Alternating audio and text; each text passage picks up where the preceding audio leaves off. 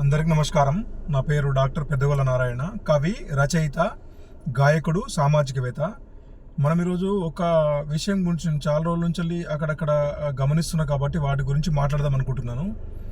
మనము ఏ వెంచర్కి వెళ్ళినా కూడా, చాలా పంట పొలాలకు వెళ్ళినా కూడా, పంట పొలాలకు వెళ్ళే దారిలో, అదేవిధంగా ఇండ్ల ముంగట, అంటే చాలామంది ఇండ్ల వెనుక సైడ్లలో నేను చాలా గమనిస్తున్నాను.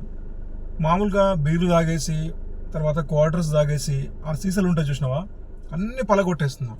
పలగొట్టేయడం వల్ల వెంచర్లో వెళ్ళినప్పుడు, మనం ఏదైనా ప్లాట్ జోన్కి వెళ్ళినప్పుడు కాళ్ళకు గుచ్చుకోవడం జరుగుతుంది. అది మంచి సాంప్రదాయం కాదు.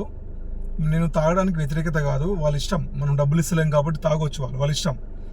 అదేవిధంగా పంట పొలాల్లో పలగొట్టడం వల్ల ఏంటంటే, అక్కడ చాలాసేపు కూర్చొని మందు తాగేసి పంట పొలాలను సీసాలు పలగొట్టేస్తారు. బీర్ సీసాలు కానీ, బ్రాండ్ సీసాలు కానీ. ఏం అవసరం ఉంది? ఆ సీసాలు అక్కడ పెట్టనుకోండి, ఎవరైనా అమ్ముకున్న వాళ్ళు ఏరుకుంటారు. ఓకేనా? అట్లా వేయడం వల్ల ఏంటంటే పంట పొలంలో పండించినటువంటి వాళ్ళకి అంతా కాళ్ళ గుచ్చుకోవడానికి అవకాశం ఉంటుంది. అదేవిధంగా ఉరలపైన గడ్లలో చాలామంది సీసాలు పలగొట్టేస్తున్నారు.